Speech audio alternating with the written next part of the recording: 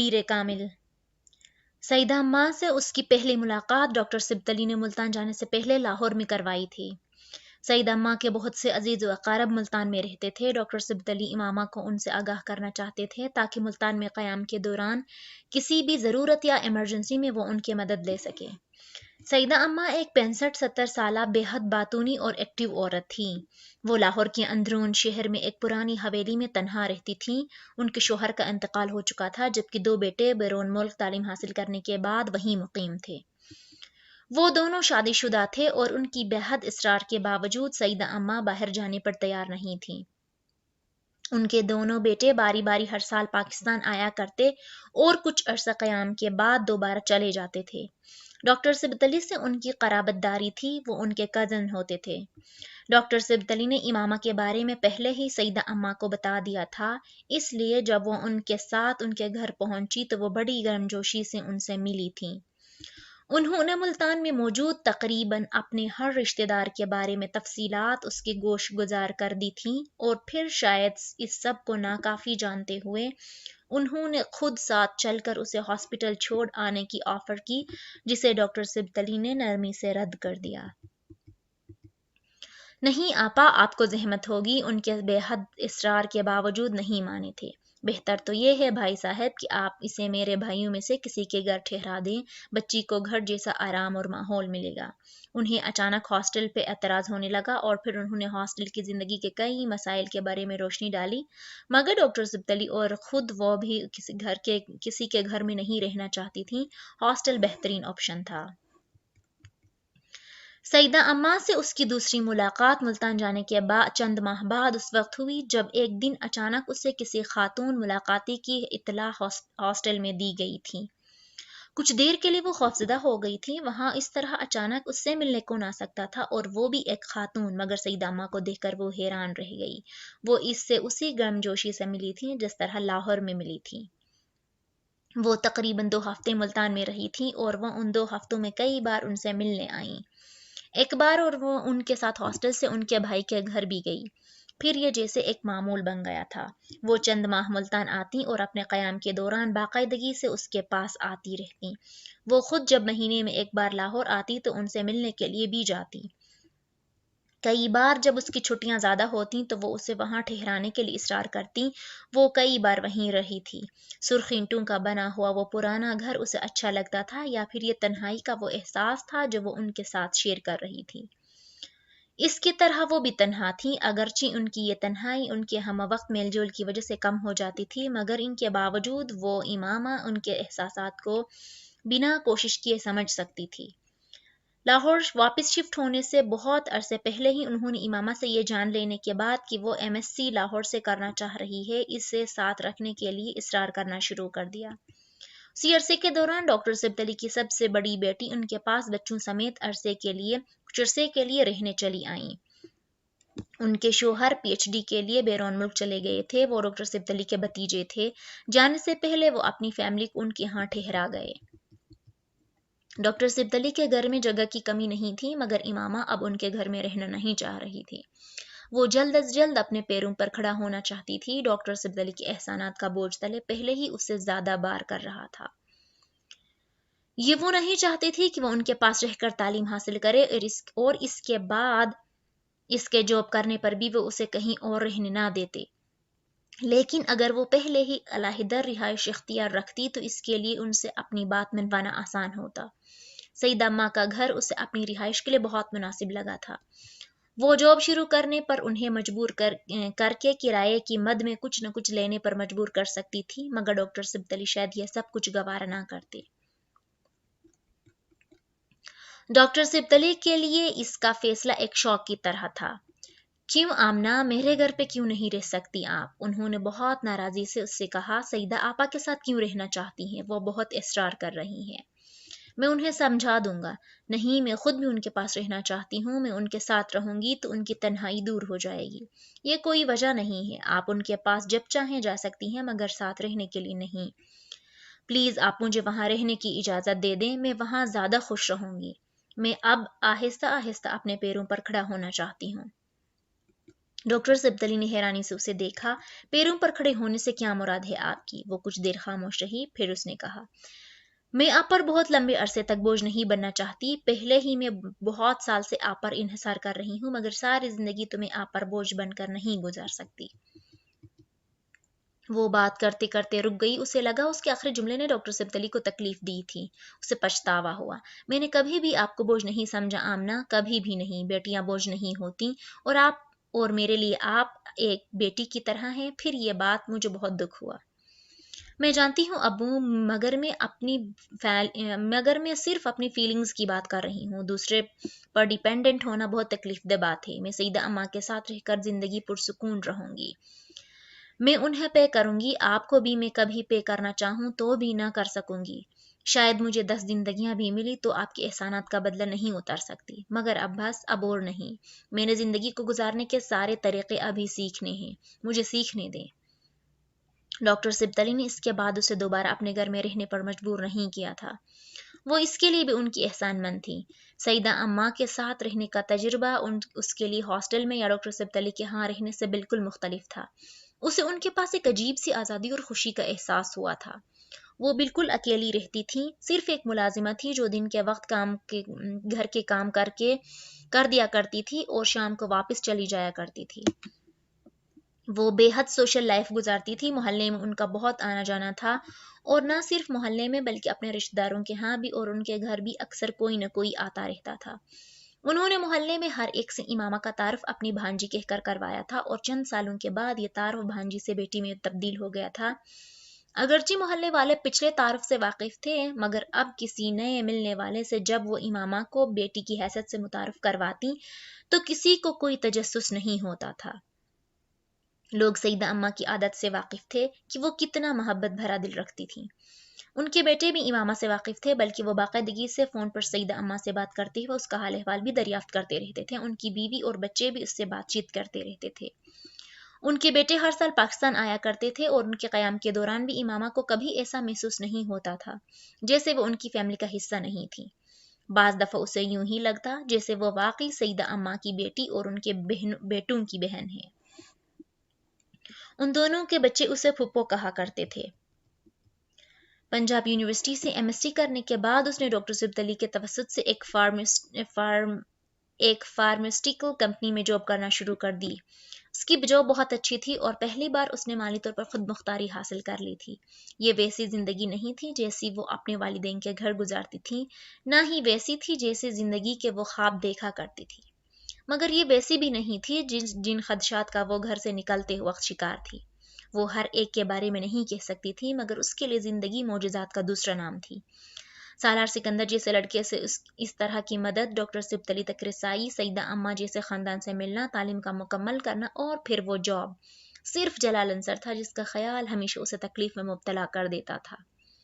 और शायद उसे मिल जाता तो वो खुद को दुनिया की खुशकिस्मत तरीन लड़की समझती।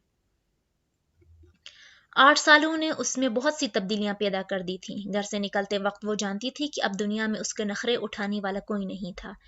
उसे किसी से कोई तवक्कात वाबस्ता करनी थी, ना ही उसके पूरा ना होने पर तकलीफ महसूस करनी थी।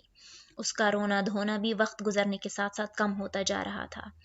20 साल की उम्र में छोटी छोटी बातों पर खौफजदा और परेशान होने वाली इमामा हाशिम आहिस्ता आहिस्ता अपना वजूद खोती गई थी।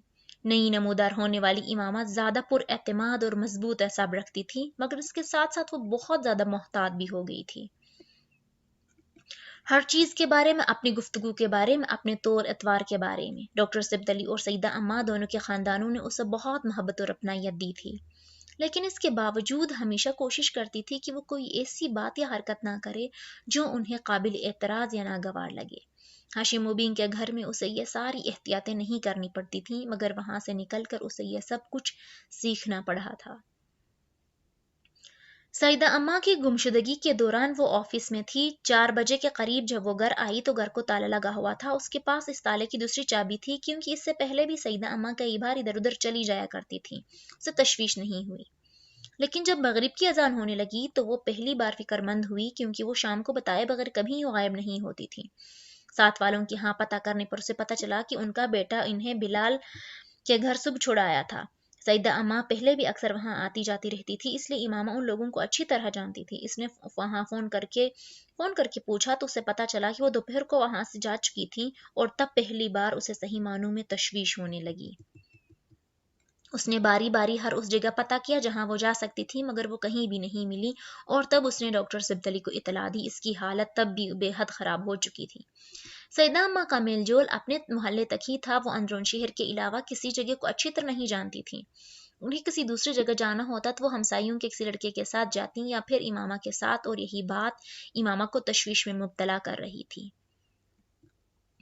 दूसरी तरफ सालार अंदरून शहर के सिवा शहर के तमाम पोश इलाकों से वाकिफ था। अगर उसे अंदरून शहर के बारे में थोड़ी बहुत मालूमात भी होती, तब भी वो सईदा अम्मा के अधूरे पता के बावजूद किसी न किसी तरह उनके घर पहुंच जाता।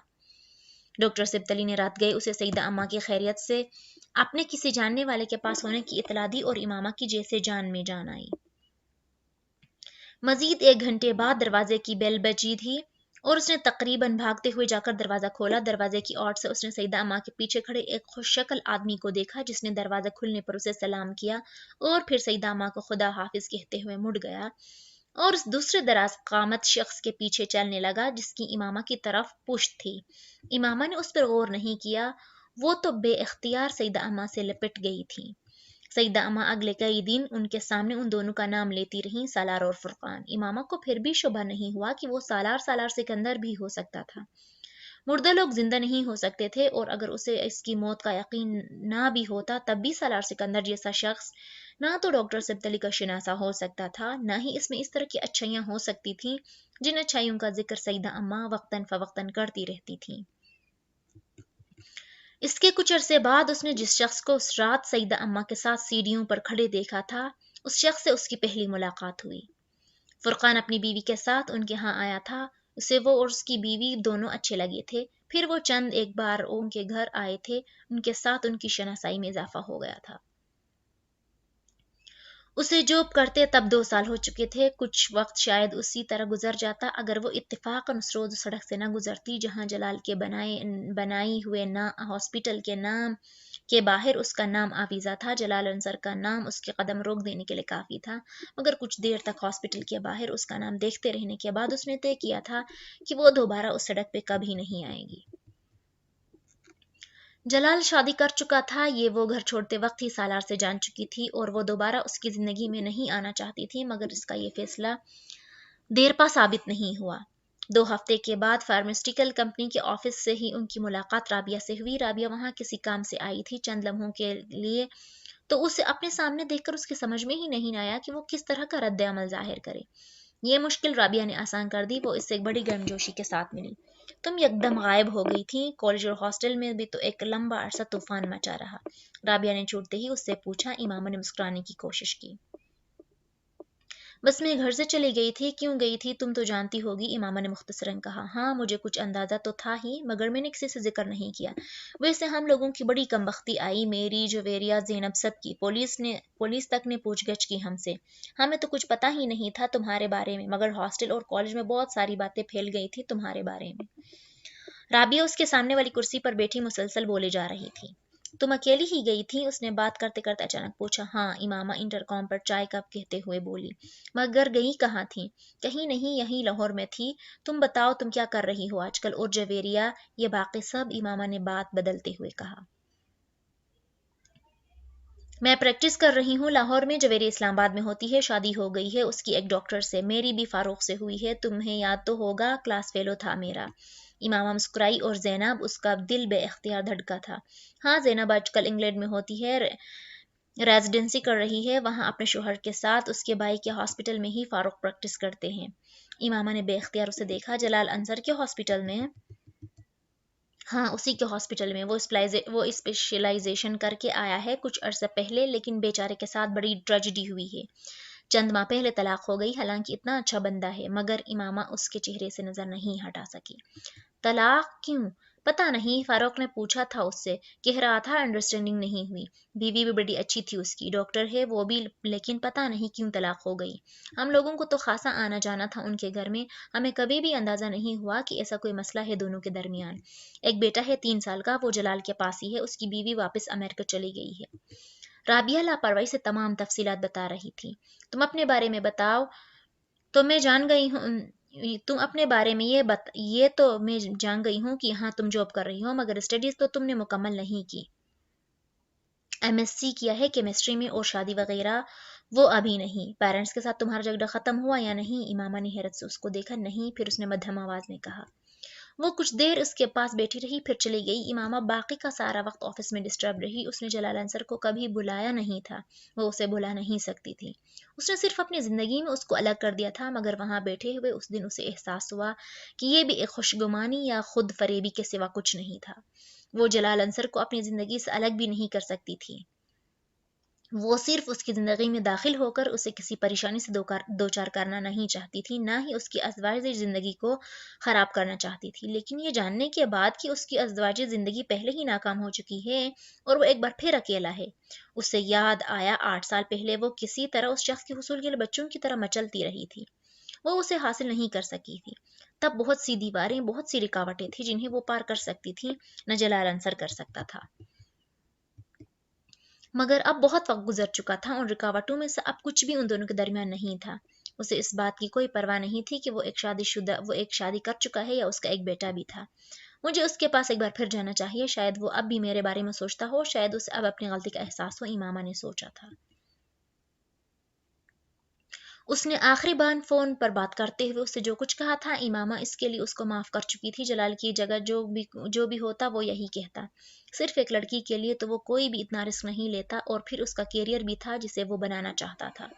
اس کے پیرنٹس کی اس سے کچھ امیدیں تھیں جنہیں وہ ختم نہیں کر سکتا تھا، میری طرح وہ بھی مجبور تھا۔ بہت سال پہلے کیے گئے ان کے جملوں کی بازگشت نے بھی اسے دل برداشتہ یا اپنے فیصلے پر دوبارہ غور کرنے پر مجبور نہیں کیا تھا۔ مجھے اس کے پاس جانا چاہیے، ہو سکتا ہے یہ موقع مجھے اللہ نے ہی دیا ہو سکتا ہے اللہ نے میری دعاؤں کو اب قبول کر لیا ہو سکتا ہے اللہ کو مجھ پر رحم آ گیا ہو، وہ بار بار سوچ رہی تھی۔